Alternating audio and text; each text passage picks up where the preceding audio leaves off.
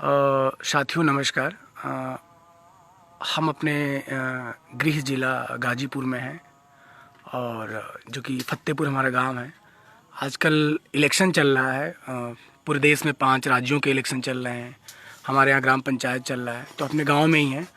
और हमारी एक रिश्तेदार है नीलम जी, मतलब गांव की ही हैं। और उनसे हम कुछ बात करना चाहते हैं कि मतलब क्या उनका राय है, मतलब देश में जो कोरोना है, चुनाव है और तमाम जो कॉलेज यूनिवर्सिटी बंद हैं, जो स्वास्थ्य शिक्षा के हालात हैं, उन पे क्या कहना चाहती हैं। तो मतलब आपको क्या लगता है कि कोरोना के समय में चिकित्सा को देखना चाहिए या चुनाव होना चाहिए? सबसे पहले तो स्वास्थ्य जरूरी है, हम्म। शिक्षा भी जरूरी है। अगर गांव में शिक्षे नहीं होंगे तो बच्चे किस तरह का उनके कदम आगे बढ़ सकते हैं। शिक्षा को और स्वास्थ्य को पीछे दे करके हम्म। सरकार ने क्या किया, सबसे पहले चुनाव को चुन लिए हैं। हम्म। अगर स्वास्थ्य नहीं रहेंगे हम्म। तो बच्चे कैसे आगे बढ़ेंगे, शिक्षा नहीं मिलेगी बच्चे को तो वो किस तरह अपने रास्ते को, मंजिल को किस तरह पाएंगे, वो तो पा नहीं सकते हैं। पता नहीं, आपने सुना होगा लोकतंत्र होता है, जो अंग्रेजी में डेमोक्रेसी बोलते हैं। हम्म। तो गांव में शायद ही किसी को पता हो कि लोकतंत्र का मतलब क्या होता है। और लोगों को लगता है कि भाई एक बार चुन दिया तो 5 साल के लिए तो कुछ नहीं कर सकते हैं। लेकिन एक बहुत बड़े विचारक हुए हैं लोहिया, तो उन्होंने कहा था कि जिंदा कौमें 5 साल का इंतजार नहीं करती। मतलब अगर आपने गलत लोगों को चुन लिया है तो आप चाहते हैं तो 5 साल के पहले भी पलट सकते हैं। जी। तो लोग, जिस गांव में लाइब्रेरी नहीं है, पुस्तकालय नहीं है, जी। उस गांव के बच्चों से आप क्या उम्मीद करेंगे कि वो मतलब ऐसा भी सोच सकते हैं कि अगर गलत चुन लिया उन्होंने तो उसमें क्या फेरबदल कर सकते हैं। तो आपके गांव में लाइब्रेरी भी नहीं है, इसके बारे नहीं, में क्या नहीं कहना? लाइब्रेरी नहीं है। लाइब्रेरी क्यों नहीं है? ये जनते के ऊपर प्रॉफिट करती है ना। हम्म। जनते तो इस पे कभी उभाड़ ही नहीं किए कि हमारे गांव में लाइब्रेरी नहीं है, हम्म। हमारे गांव की विकास नहीं है। तो सारी कमियां जनता की है। हम्म। जनता ही पंच को चुनती है, हम्म। लेकिन ये जनता ये नहीं सोचती है कि ये 1 दिन 2 रोज 4 रोज ऐसे हमको मिल रहा है हर सुविधा का, ये 5 साल तक मिलता रहेगा। हम्म। ये तो सारी गलती है जनता की है ना। आपने बड़ा सही किया। जैसे कि हम लोग बहुत आसानी से कह देते हैं कि जो हमारे प्रतिनिधि हैं, जनप्रतिनिधि, वो बड़े बेईमान हैं। हाँ, वो क्या नाम है कि वोट लेके चले जाते हैं, चले ठग जाते हैं। हाँ। लेकिन मुझे लगता है कि हम जो जनता है, हम भी जनता है, आप भी हैं, तो क्या हम खुद ईमानदार हैं क्या? जब वो शराब लेके आते हैं चुनाव में या तमाम खाने पीने की सामग्री लाते हैं, तो हमको ये नहीं समझ में आता है कि ये तो 4 दिन का, 14 दिन का तमाशा है, बाकी सब अंधियारी रात है। तो हम कितने ईमानदार हैं, ये भी तो जरूरी है ना। जरूरी है, लेकिन गांव के लोग, ये जो जनता है ना, ये सोचते नहीं है ना। ये कभी क्वेश्चन ही नहीं करते हैं प्रत्याशी लोग से कि क्या आप हमें 2 रोज के लिए ये जो सुविधा दे रहे हैं, क्या हम्म। हमें ये 5 साल तक दीजिएगा। तो ये कैसे बदलेगा? सवाल कब करेंगे लोग, कब तक ये हालात बदल सकते हैं? अब ये तो जनता के ऊपर निर्भर करती है। इसके लिए सरकार कोई उपाय लगाए, किसी को और भेजे इस गांव को बदलने के लिए, हम्म। गांव की कोई सुविधा दे तभी तो। नहीं शिक्षा भी बंद कर दिए हैं, स्वास्थ्य भी बंद कर दिए हैं। नहीं, जैसे कि वो बड़ा मुहावरा क्या है, बहुत व्यावहारिक बात है कि जब तक बच्चा रोता नहीं है, माँ भी उसको दूध नहीं नहीं पिलाती है। पिलाती है। तो जनता, मुझे लगती है कि वो बच्चा है, जनता जब तक रोएगी नहीं या डिमांड नहीं करेगी, मांग नहीं करेगी कि हाँ, भाई हमने आपको चुना है, आपने हमारे लिए किया क्या 5 साल में, अगर नहीं करेंगे तो हम 5 साल से पहले भी आपको बदल सकते हैं। बदल तो सकते हैं। जनता में ये गुस्सा, ये समझ कैसे आएगी, ये तो जरूरी समझ में नहीं आता है ना। जनता को समझ में आई कैसे? जनता इकट्ठा, जनता में एकता होना चाहिए। हम्म।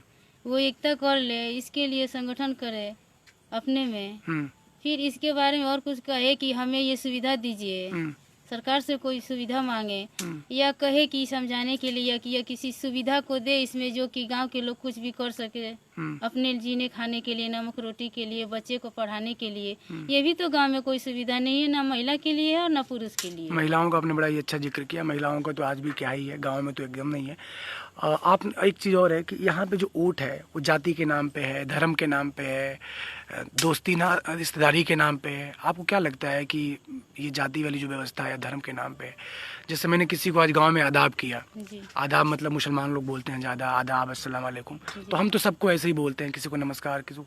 तो उन्होंने बोला सामने से कि अरे तुम मियाँ हो गए हो क्या? तो ये जी। गांव की ये हालत है कि अगर हमने उनको आदाब बोल दिया, राम राम नहीं बोला, तो उन्होंने जी। हमको बोला मियाँ हो गए हो क्या? तो ये सब सोच है कि फलाने को, अगर फलाने जाति के हैं तो उनको वोट करेंगे, फलाने धर्म के हैं, तो ये सब कैसे बदलेगा, ये जाति धर्म का जो पूरा। ये कमी, सबसे बड़ी कमी तो ये शिक्षा में है। हम्म। जब लोग शिक्षित हो जाएंगे, क्या अभी शिक्षा बंद है, बच्चे क्या कर रहे हैं, इधर घूम रहे हैं उधर घूम रहे हैं। हम्म। जब सारे परिवार या गांव जितने लोग हैं, बच्चे हैं, जब शिक्षित हो जाएंगे ना, तो वो जाति प्रथा के बारे में कुछ नहीं समझेंगे, सबों में एकता हो जाएगी। हम्म। सबसे पहले तो शिक्षा दे सरकार गाँव के लिए, महिलाओं के लिए कोई रोजगार दे, ताकि वो भी अपना नमक रोटी चला सके। अरे एक पुरुष कमा करके कितना परिवार चलाएगा, कितने लोगों को कपड़ा देगा या मकान देगा, कैसे करेगा? सबसे पहले तो महिलाओं के लिए कोई ना कोई रोजगार होना ही चाहिए गांव में। हमको लगता है कि सरकारें कतई बहुत चिंतित नहीं होती हैं किसी भी मसले पे, खासकर महिलाओं के, क्योंकि आपने देखा होगा कि अभी हालिया सरकार हो चाहे इससे पहले भी होती रही हैं सरकारें, तो महिलाओं के बारे में तो गांव में बोल दिया जाता है कि भाई पढ़ लिख के क्या करोगी, तुमको करना तो है चूल्ही वाला ही काम। लेकिन बहुत वाहियात ये बात है, नहीं बोलना चाहिए ऐसा। तो सरकार कोई भी रही हो, सरकार का सरोकार कभी समाज नहीं रहा है, जनता नहीं रही है। तो सरकार बार बार आप सरकार का जिक्र करेंगे, सरकारों को करना चाहिए, लेकिन सरकार ही नहीं करना चाहती। आपने देखा होगा हमारे प्रधानमंत्री हैं मोदी जी, बंगाल में जब वो रैली करते हैं, बड़ी बड़ी रैलियां, चुनाव चल रहा है, तो कोई मास्क नहीं लगाते, कोई सोशल डिस्टेंसिंग नहीं है। खैर आपने मास्क लगा रखा है, यहाँ पे आप गाँव में हैं फिर भी।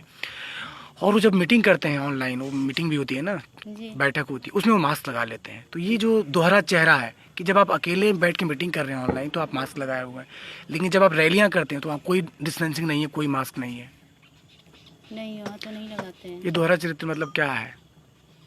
अरे वो क्या करेंगे सारे, जब उनको खुद ये नहीं है कि मास्क लगाइए, कोरोना क्या है, कैसे बचाव करना चाहिए, तो जब उनको जो देखेंगे बैठक में, दूसरे लोग कैसे शिक्षा प्राप्त करेंगे, कैसे ये कहेंगे कि अरे ये तो प्रधानमंत्री हैं, मास्क लगाए ही नहीं है, तो हम लोग क्या कर सकते हैं?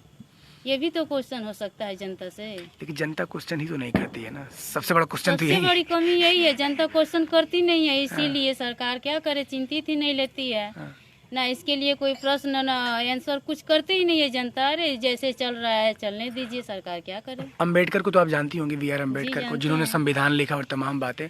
तो मुझे नहीं लगता कि गांव में लोग उनका नाम तो सुने होंगे, लेकिन ये नहीं पता कि उनका काम क्या था।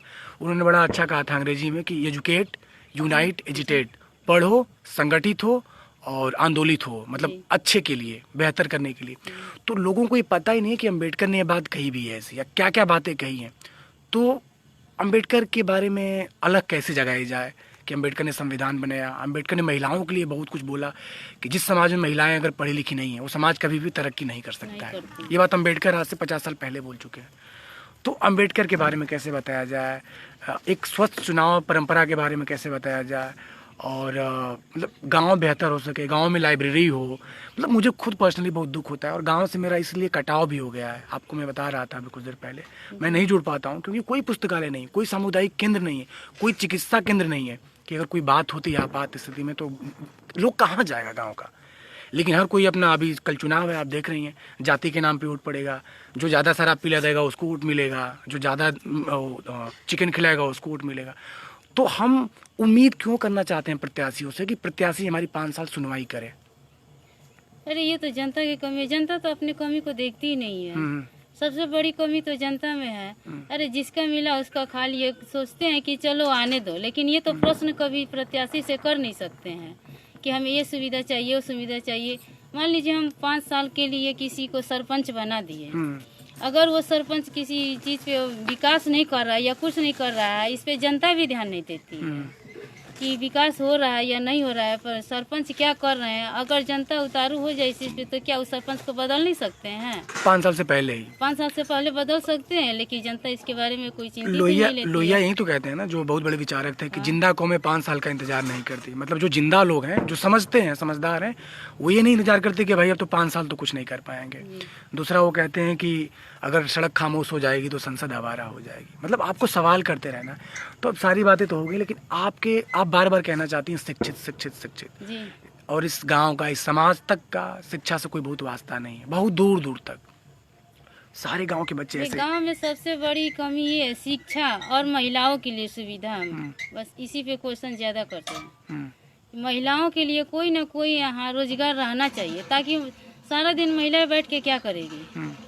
अरे घर गृहस्थी का काम है तो सारा दिन तो करेगी नहीं, खेती बाड़ी में करी अपना, सारा दिन बैठे, यहाँ बैठी वहाँ बैठी। अगर रोजगार होता तो वो भी तो 2 पैसा की काम कर सकती है अपने बच्चों के लिए। जिसका जैसा हुनर है उसके हिसाब से। हाँ। और मुझे लगता है कि लाइब्रेरी होता तो वहाँ अखबार आता, कुछ किताबें होती, वहाँ भी लोग जाते बैठते, तो वहाँ एक सोसाइटी होती है, वैसा आपका मन बनता है।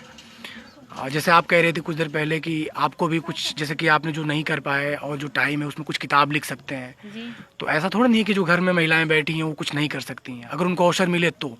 अवसर मिले, विकास हो या कोई और आए ऊपर से इसके बारे में उसको और उत्सुक करे, तो महिलाएं क्या नहीं कर सकती, हर काम को कर सकती है महिलाएं। जिसके पास जो हुनर है वो करने के लिए तैयार, लेकिन सुविधा मिले तब तो। हाँ।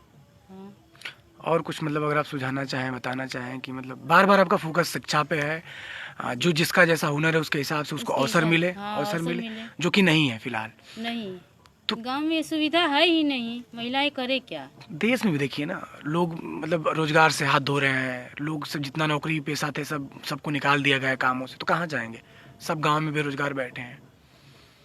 स्टॉप कर दिया। शुक्रिया आपका, बहुत बहुत शुक्रिया। धन्यवाद।